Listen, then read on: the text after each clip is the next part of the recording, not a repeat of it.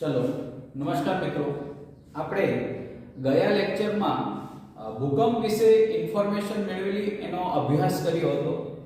તો ભૂકંપની અંદર એક શબ્દ હતો બાળકો, વરંડા એટલે શું? તો ઘણા વિદ્યાર્થીઓએ પૂછ્યું કે સર વરંડાનો મીનિંગ શું થાય છે? તો મકાન હોય તો મકાનની આગળનો જે છતનો ભાગ હોય ને એ છતના ભાગને આપણે વરંડા કહીએ છીએ। ભૂકંપના સમય દરમિયાન એના નીચે પણ ઊભું રહેવું જોઈએ નહીં। ઓકે, હવે આગળ જઈએ તો સુનામી કોને કહેવાય? સુનામી વખતે ધ્યાનમાં રાખવાની બાબતો અને કઈ બાબતને આપણે અનુસરવું જોઈએ ને કઈ બાબતને આપણે અનુસરવું ન જોઈએ। સાથે સાથે દાવાનળ એટલે શું અને દાવાનળની ધ્યાનમાં રાખવાની બાબત સાથે કઈ બાબતો વધારે સાવચેતીપૂર્વક ધ્યાનમાં રાખવી જોઈએ એનો પણ અભ્યાસ કરીશું। અને એક મુદ્દો હજી લખ્યો નથી, એ છે દુષ્કાળ શું છે અને એનો જે પ્રકોપ હોય એનાથી આપણે કઈ રીતના બચી શકીએ। તો આજે ત્રણ સવાલનો આપણે અભ્યાસ કરીશું। પહેલા તો બાળકો ભણીએ છે સુનામી। સુનામી કોને કહેવાય? તો સુનામી શબ્દ છે ને જાપાન ભાષા, જેપનીઝ ભાષાનો શબ્દ છે સુનામી। બાળકો સુનામીનો મીનિંગ થાય છે દરિયાઈ મોજા, વિનાશકારી મોજા, એવા એનો શબ્દ થાય છે। તો સુનામી શબ્દ એ ક્યાંથી આવેલો છે? જાપાનીઝ ભાષામાંથી, જેનો મીનિંગ થાય છે દરિયાઈ મોજા અથવા વિનાશકારી મોજા। જેની ઉત્પત્તિ બાળકો, આ જે દરિયાઈ મોજા છે, સુનામી છે, એની ઉત્પત્તિ સમુદ્ર કે મહાસાગરના તળમાં 7 કે તેથી વધુ રિક્ટર સ્કેલની તીવ્રતા ધરાવતા ભૂકંપો દ્વારા અથવા સમુદ્રી જ્વાળામુખીના પ્રસ્ફોટન કે મોટા પાયા પર થતા સાગરીય ભૂસ્ખલનથી થાય છે। સુનામીનો ઉદ્ભવ, દરિયાઈ મોજાનો ઉદ્ભવ, આ વિનાશકારી મોજાનો ઉદ્ભવ ક્યાંથી થાય? તો સમુદ્રની અંદર જે ભૂકંપ થાય છે જેને દરિયાઈ ભૂકંપ કહેવાય છે, અને આ ભૂકંપની તીવ્રતા કેટલી હોય છે? તો 7 કે તેથી વધુ રિક્ટર સ્કેલની તીવ્રતા ધરાવતો જો ભૂકંપ હોય તો આવા સંજોગોમાં એ વિનાશકારી મોજાનું નિર્માણ થાય છે। સર, આ 7 કે તેથી વધુ રિક્ટર સ્કેલ એટલે શું? તો ભૂકંપની જે તીવ્રતા છે એ તીવ્રતા માપવાનું સાધન એટલે બાળકો રિક્ટર સ્કેલ। ભૂકંપની જે તીવ્રતા છે એ તીવ્રતાને માપવાનું સાધન એટલે રિક્ટર સ્કેલ 1935 ની અંદર ચાર્લ્સ એફ રિક્ટર નામના વ્યક્તિ 1935 ની અંદર ચાર્લ્સ એફ રિક્ટર નામના વ્યક્તિએ આ એક સાધન વિકસાવ્યું હતું અને એટલા માટે એ સાધનને નામ આપી દીધું રિક્ટર સ્કેલ। આવું પરીક્ષામાં લખવાની જરૂર નથી, પણ આ વધારાની ઇન્ફોર્મેશન છે।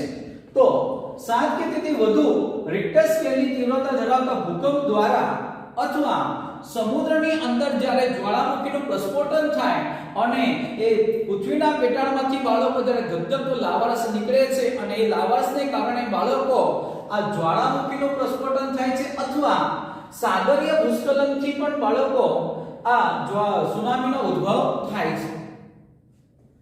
તેનો આકાર વલય સ્વરૂપે હોય। કયા સ્વરૂપે છે? વલય સ્વરૂપે। મોટે ભાગે સુનામીની ઉત્પત્તિ સમુદ્ર તળના ભૂકંપો દ્વારા થાય છે। જો અહીંયા હું કીધું છે, આપણને ત્રણ રીતના કીધું છે કે એક છે 7 કે તેથી વધુ તીવ્રતાનો ભૂકંપ આવે તો સમુદ્રમાં જ્વાળામુખીનું પ્રસ્ફોટન થાય કે સાગરીય ભૂસ્ખલન। હવે જ્વાળામુખીનું પ્રસ્ફોટન અને સાગરીય ભૂસ્ખલનને કારણે બાળકો બહુ ઓછા સંજોગો, બહુ ઓછા એવા બનાવ બને છે કે ત્યારે આ વિનાશકારી મોજાનું નિર્માણ થાય છે। મોટા ભાગે વિનાશકારી મોજાનું નિર્માણ, સુનામીનો ઉદ્ભવ થવાનું મૂળ કારણ શું બાળકો? સમુદ્રના તળમાં થતા શું છે? ભૂકંપો જવાબદાર છે। એટલે અહીંયા તો વાક્ય રચના શું કીધી છે કે મોટા ભાગે સુનામીની ઉત્પત્તિ સમુદ્રના ભૂકંપો દ્વારા જ, આ જ શબ્દ એટલે બાળકો આના પર ભાર મૂકવામાં આવ્યો છે કે ભૂકંપ દ્વારા જ થાય છે। એટલે મોટા ભાગના જે સુનામીનો બનાવ બને છે એના માટે મૂળ એક જ કન્સેપ્ટ જવાબદાર છે અને એ છે દરિયાઈમાં થતા, દરિયા વિસ્તારોમાં કે સમુદ્રમાં થતા ભૂકંપ। તેથી તેને ભૂકંપીય સાગર મોજા તરીકે પણ ઓળખવામાં આવે છે. હવે ડિસેમ્બર 26 ડિસેમ્બર 2004 અને આ સમય દરમિયાન હિન્દ મહાસાગરમાં આવેલા મહાવિનાશકારી સુનામીએ થાઈલેન્ડ, ઇન્ડોનેશિયા, ભારત, શ્રીલંકા વગેરે દેશોને બાળકો ખૂબ મોટી જાનહાનિ થઈ હતી. કારણ કે અને જનરલી તમને કહી દઉં તો બાળકો 26 ડિસેમ્બર 2004 માં જે સુનામી આવેલા એનો બાળકો વિડિયોગ્રાફી આપણને YouTube ના માધ્યમ દ્વારા પણ અવેલેબલ એ લોકોએ મૂકેલા છે. ખ્યાલ આવ્યો? અને તમે એની જે તીવ્રતા છે, એનો જે વિનાશ છે, એની જે નુકસાની છે બાળકો તમે જોઈ શકો છો. તો 26 ડિસેમ્બર 2004 ના હિન્દ મહાસાગરમાં આવેલા મહાવિનાશકારી સુનામીએ થાઈલેન્ડ છે, ઇન્ડોનેશિયા છે, ભારત છે, શ્રીલંકા છે બાળકો આશરે 2 લાખ લોકોનો એમણે ભોગ લીધો હતો. 2 લાખ લોકોનો બાળકો ભોગ લીધો હતો. બાળકો શ્રીલંકાનો તો એક કોલંબો એક શહેર છે, એની રાજધાની છે. ને ક્રિકેટનું જે મેદાન હતું ને બાળકો, એ ક્રિકેટનું મેદાન પણ પાણીથી છલોછલ થઈ ગયું હતું. કારણ કે આપણે નકશાની અંદર તમે જોઈ શકો છો કે શ્રીલંકા એટલે બાળકો આખો હિન્દ મહાસાગર એને ઘેરી લીધો છે. આપણે તો માત્ર દક્ષિણનો ભાગ આવે છે, ઉત્તર ભાગ તો બાળકો સમુદ્રથી છે જ નહીં. ખાલી દક્ષિણનો ભાગ જે હિન્દ મહાસાગરની બાળકો લપેટમાં આવેલો, એમાં ખાસ કરીને બાળકો કેરળમાં બહુ મોટી જાનહાનિ થઈ હતી. તો આ રીતના બાળકો કે જ્યારે સુનામી આવે છે બાળકો એક વિનાશકારી મોજા હોય છે. ખ્યાલ એની લંબાઈ અને ઊંચાઈ તમે બાળકો ધારી ન શકો એટલા બાળકો એ લંબાઈમાં પણ મોટા હોય છે અને બાળકો ઊંચાઈ પણ એ મોજા એટલા ધરાવે છે. હવે સુનામી આવે ત્યારે કઈ બાબતો ધ્યાનમાં રાખવાની આપણે આવશ્યકતા છે? તો પહેલું, સુનામીની સૂચના મળતા સમુદ્ર કિનારાથી દૂર સલામત જગ્યાએ ઊંચાઈના સ્થળો પર બાળકો પહોંચી જવું જોઈએ કે જ્યાં સુનામી કે દરિયાઈ મોજા બાળકો આવી ન શકે. હંમેશા બાળકો કોઈ પણ કુદરતી આપત્તિ આવે ને તો રેડિયો હાથ વગો રાખવો. આપણે તો બાળકો જ્યારે સ્કૂલ ચાલતી હતી ત્યારે આના વિશે બહુ મોટો અભ્યાસ પણ આપણે કરેલો છે. ખૂબ સારી ચર્ચા કરી હતી કે રેડિયો છે એ રેડિયો બાળકો આપણે હંમેશા સાથે રાખવો જોઈએ જ્યારે કુદરતી આપત્તિ આવતી હોય ત્યારે. કારણ કે સરકાર એ રેડિયોના માધ્યમ દ્વારા આપણને દુષ્કાળ હોય કે દાવાનળ હોય કે ભૂકંપ હોય, બાળકો વાવાઝોડું હોય, આવી જે કંઈ કુદરતી બાળકો સમસ્યા હોય એનું સૂચન આપણને તે કરતા હોય છે. અને એટલા માટે રેડિયો હાથ વગો રાખવો, તંત્ર દ્વારા મળતી સૂચનાઓનું ચુસ્તપણે શું કરવું? પાલન. નવા બાંધકામ કે વસાહતો એટલે બાળકો નવી જે વસાહતોનું નિર્માણ થાય છે, લોકોને રહેવા માટે મકાનો બનાવવામાં આવે છે, તો એ વસાહતોનું નિર્માણ સુનામીના પાસાને ધ્યાનમાં રાખીને જ કરવું જોઈએ. એટલે કહેવાનું માધ્યમ શું છે? દરિયા કિનારાના વિસ્તારોમાં આવી સ્થાનિક વસાહતોનું નિર્માણ કરવું જોઈએ નહીં. કારણ કે જો સુનામી આવે તો એ લોકોએ ત્યાંથી સ્થળાંતર કરવું જ પડે છે. એનાથી બેટર છે કે એવા વિસ્તારોની અંદર વસાહતોનું નિર્માણ થવું જ ન જોઈએ. મેંગ્રોવ વનસ્પતિ એટલે શું? તો દરિયાઈ વનસ્પતિને બાળકો મેંગ્રોવ વનસ્પતિ કે દરિયાઈ જંગલોને બાળકો મેંગ્રોવ વનસ્પતિ કે મેંગ્રોવ જંગલો તરીકે ઓળખવામાં આવે છે. તો આ જંગલોનું પ્રમાણ વધુ ને વધુ થાય ને એવા પ્રયત્ન કરવા જોઈએ. કેમ વધુ ને વધુ થાય એવા પ્રયત્ન કરવા જોઈએ? તો મેંગ્રોવ વનસ્પતિ કે મેંગ્રોવ જંગલો એ સુનામીની જે તીવ્રતા છે એ તીવ્રતાને ઘટાડવામાં મદદરૂપ થાય છે. અને એટલા માટે આ મેંગ્રોવ જંગલો કે મેંગ્રોવ વનસ્પતિનું વધુ ને વધુ નિર્માણ થાય એવા પ્રયત્ન થવા જોઈએ. ત્યાર પછી શું ન કરવું? સુનામી આવે ત્યારે કઈ બાબતો ધ્યાનમાં રાખવી જોઈએ એ ઉપર છે, અને કઈ બાબતો આપણે કરવી ન જોઈએ. તો કિનારે આવેલા ઊંચા મકાનો પર આશરો ન લેવો જોઈએ. કારણ કે મેં તમને કીધું ને કે સુનામીના જે મોજા હોય બાળકો એ એટલા વિનાશકારી હોય છે, એટલા ઊંચા હોય છે કે આ ઊંચાઈ વાળા મકાનને પણ બાળકો ધરાશય કરવાની એનામાં એટલી શક્તિ હોય છે. અને એટલા માટે કિનારે આવેલા ઊંચા મકાનો પર આશરો લેવો જોઈએ નહીં.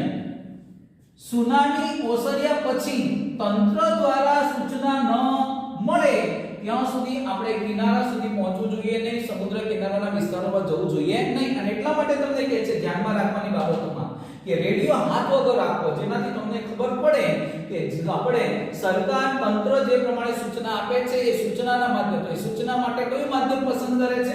રેડિયો. એટલા માટે બાળકો રેડિયો હાથ વગર રાખવો અને તંત્ર દ્વારા જ્યાં સુધી આપણને ઇન્ફોર્મેશન ન મળે ત્યાં સુધી બાળકો આપણે કિનારાના વિસ્તારોમાં જવું જોઈએ નહીં. ત્યાર પછી બાળકો એક હજી મુદ્દો છે અને એ છે દુષ્કાળ. તો બાળકો દુષ્કાળ એ લાંબા સમય સુધી અનુભવાતો પ્રકોપ છે. ખ્યાલ આપણો ભારત દેશ છે બાળકો એ કૃષિને સંપત્તિ આધારિત દેશ છે, કૃષિ આધારિત દેશ છે. કારણ કે દેશના આશરે 60% કે તેથી વધુ લોકો બાળકો કૃષિમાંથી રોજગારી મેળવે છે, કૃષિ પર ડિપેન્ડન્ટ છે. ખ્યાલ અને વર્ષોથી બાળકો આપણો દેશ એક કૃષિ પ્રધાન દેશ રહ્યો છે. ખેતીને વધારે મહત્વ અને પ્રાઇવસી આપણે આપેલી છે. પણ આપણા દેશમાં કૃષિનો મહત્વનો આધાર વરસાદ પર છે. અને આપણા દેશમાં છે ને વરસાદ અનિયમિત અને અનિશ્ચિત છે. ક્યારેક આવે ને રાજા ધોધમાર આવી જાય, ક્યારેક ન જ આવે. ન આવે ને ત્યારે બહુ મોટી પરિસ્થિતિનું નિર્માણ થાય છે અને એ પરિસ્થિતિ એટલે દુષ્કાળ. ખ્યાલ આ ઉપરાંત બાળકો આપણે અહીં જે વર્ષા ઋતુ સમયસર ન શરૂ થાય અથવા ન આવે ત્યારે આવી પરિસ્થિતિનું નિર્માણ થાય છે અને તે સમય દરમિયાન ભૂખમરા જેવી પરિસ્થિતિનું પણ નિર્માણ થાય. કેમ? કારણ કે અનાજનું ઉત્પાદન થાય નહીં અને અનાજનું ઉત્પાદન ન થાય તો બાળકો લોકોને પૂરતો ખોરાક વનસ્પતિ પ્રાપ્ત થતી નથી. તો આ બાબતથી બચવા માટે આપણે શું કરી શકાય? તો એના માટે છે ને ખેતીની અંદર, કૃષિની અંદર ટપક સિંચાઈ પદ્ધતિ અને ફુવારા પિયત પદ્ધતિ અપનાવવી જોઈએ. કેમ? કારણ કે એમાં પાણીનો ઉપયોગ કેવો થાય છે? ઓછો. અને સારી એવી ખેતી કરી શકાય છે. કારણ કે આપણી પાસે બાળકો પાણીનો જથ્થો કેવો છે? મર્યાદિત છે.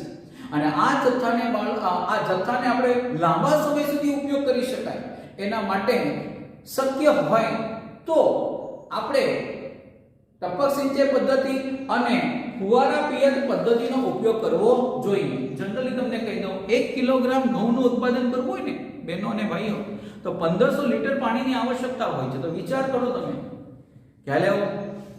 1500 લીટર પાણીની આવશ્યકતા હોય છે. એટલા માટે આ પાણીનો વ્યવસ્થિત ઉપયોગ કરવો તો જ આપણને ભવિષ્યની અંદર બધી વનસ્પતિ અને બાળકો આ અતિવૃષ્ટિ કે અનાવૃષ્ટિનો આપણે બાળકો ભોગ બનીએ નહીં. અનાવૃષ્ટિ એટલે દુષ્કાળની પરિસ્થિતિ. બીજું, અનાજની માપબંધી ઉપલબ્ધ જળ જથ્થાને અંદાજ કાઢીને બાળકો પાણીનો વપરાશ કરવો જોઈએ. કે આપણી પાસે બાળકો અનાજની માપબંધી અને સાથે સાથે પાણીનો જથ્થો આપણી પાસે કેટલો છે એ જથ્થાના આધારે આપણે એનો ઉપયોગ કરવો જોઈએ. રાહત કામો અને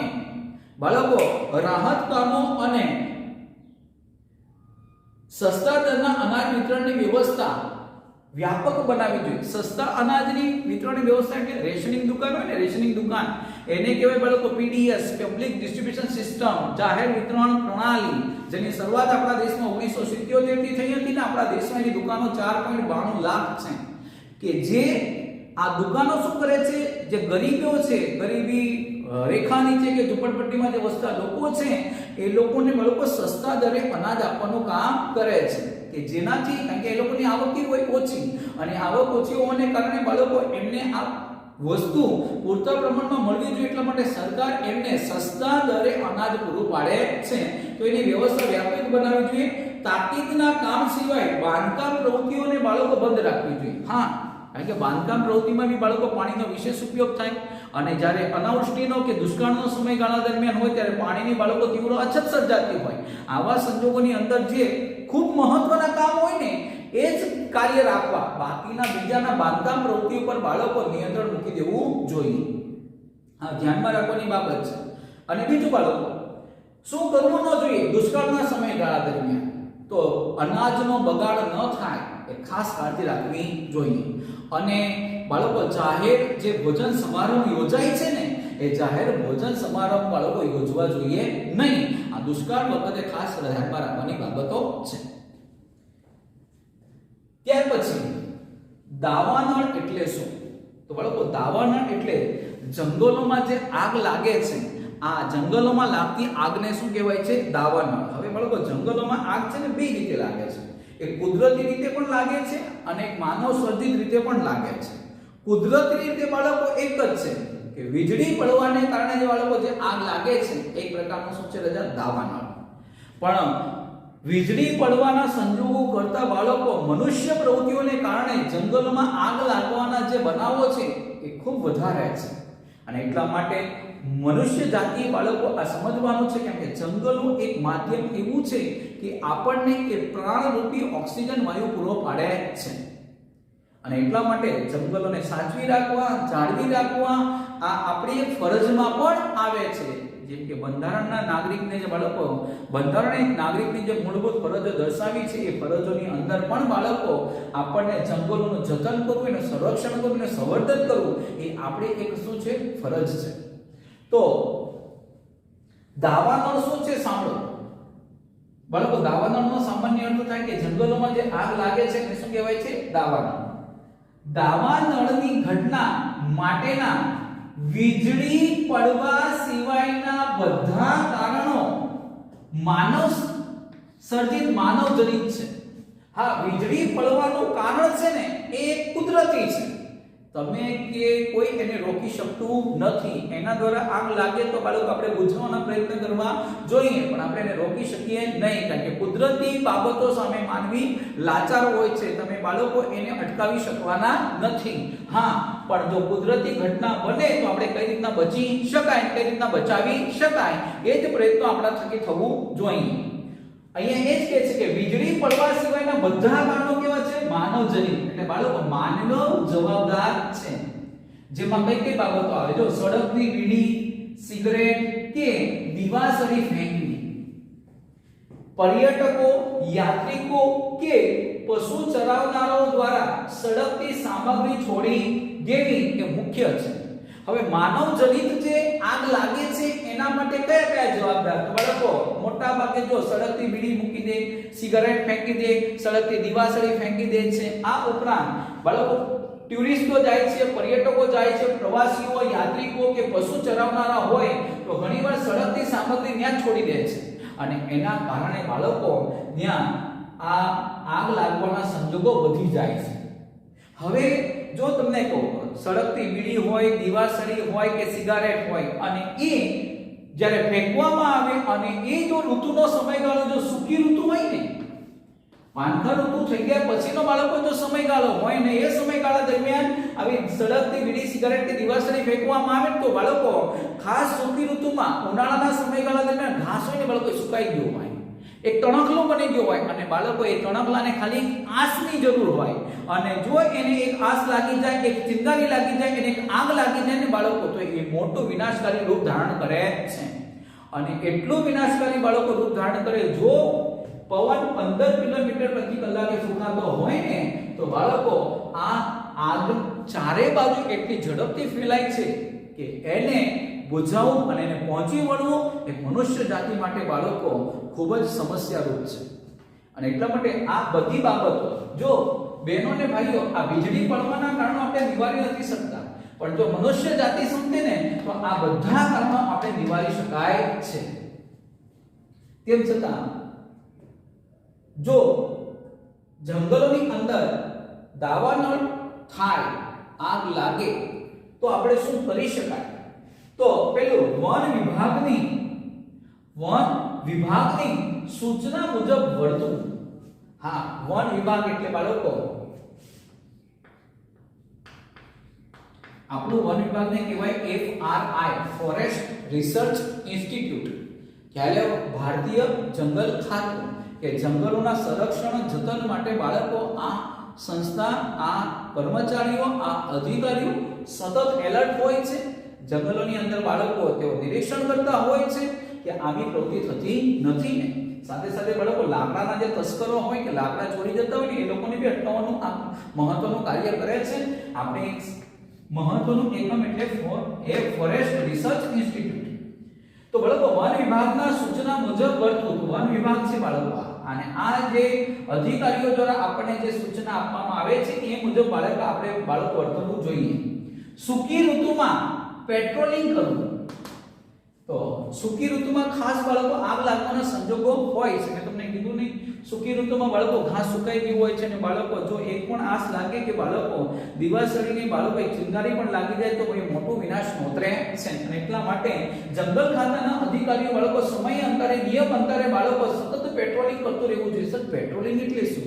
તો બાળકો જંગલ ખાતાના અધિકારીઓ બાળકો પોતાની ગાડી લઈને બાળકો સતત જંગલના ફરતે બાળકો ચક્કર લગાવતા હોવા જોઈએ. એને કહેવાય પેટ્રોલિંગ. દાવાનળ બુઝાવવાની ખાસ તાલીમ વન વિભાગના કર્મચારીઓને આપવી જોઈએ. હા, દાવાનળ લાગે મેં તમને કીધું નહીં. ચાલો, આ ઉપાયો બાળકો સરકારી અધિકારીઓ ટાળી શકે, બરાબર, પણ આને તો બાળકો ટાળવું પોસિબલ નથી. તો આ થાય તો આપણે શું કરી શકાય?